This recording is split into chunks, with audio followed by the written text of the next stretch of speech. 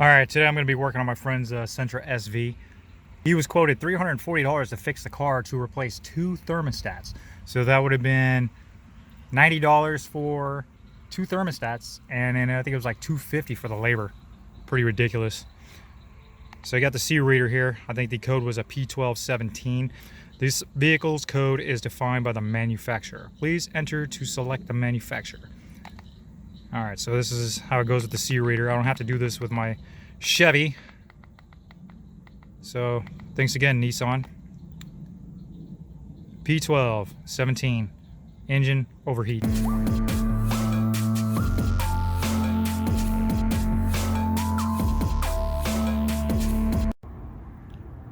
So just in case anything leaks out while pulling out that thermostat, I'm using 2 dollar store baking pans to catch anything. I'm just gonna slide that up under the car.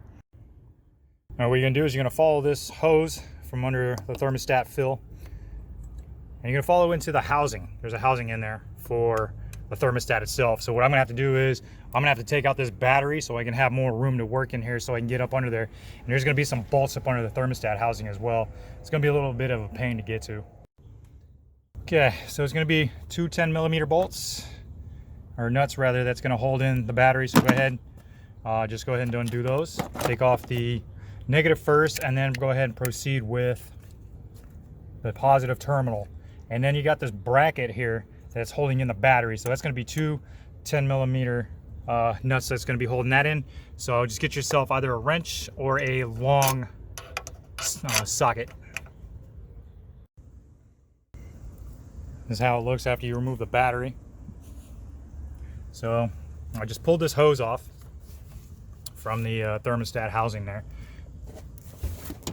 And I'm just gonna kind of get some more stuff out of the way, some more hoses, and be sure to unplug that wire harness right there, which goes into, I think it's a thermostat sensor, temperature sensor.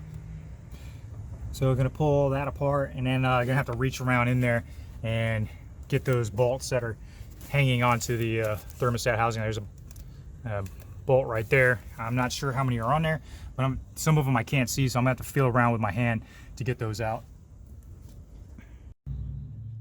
All right, here's what I did so far. I took out this vacuum line and this vacuum line out from underneath the throttle body. And then there's that temperature sensor. I took that harness out from right there. And then there's another vacuum line down here that I took out as well. So 3 vacuum lines in total and 1 temperature sensor harness. Okay, I pulled out 5 10mm bolts out of there. Now you can see that the thermostat is exposed. Let's go ahead and pull that sucker out. That's the thermostat housing, so sure, remember to take off those hoses. Let's pull this thing out. And so here it is. And when you pull these things out, be sure to pull that gasket out too, because they're gonna stick to the block. Yeah, that thing's really, ooh, look at that, it tore up. Get that other piece off of there too. Make sure it doesn't go into the block. You'll have a different problem. Let's get that out of there. So, gonna match up the diameter. Looks like the same thing. I'll show you the part numbers for these 2 thermostats. So let's kind of line that up.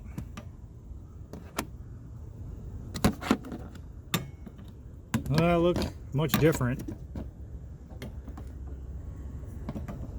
but they are the same diameter. Let's make sure. So spring part's going to hang out. Let's get that up in there.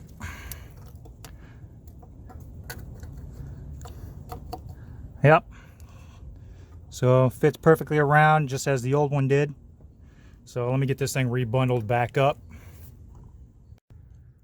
Now, one thing that does come in handy is a flex head ratchet to get up into some very awkward areas. So you can see I'm running that extension socket down underneath that thermostat housing just to get one of the bolts. So you're gonna have to just feel around, see where the bolts are, and then slide the socket over to undo them and redo them. So this snap-on flex head ratchet really coming in handy right now. All right, so I got the vacuum lines hooked back up into the throttle body, and then I'm going to hook up the hose for the coolant, and also got that harness back in that temperature sensor. I'm not sure. I told my friend that maybe he might want to end up having to replace that. And also don't forget the vacuum line down here as well. So just gonna get this hose back into place, get it all bundled back in, gonna put the battery back in, and that's pretty much it. And there's also inside that housing, there's 2 gaskets. You're gonna see them pretty much seated up against the block. So when you put that thermostat housing back on, just be sure to put it back in place.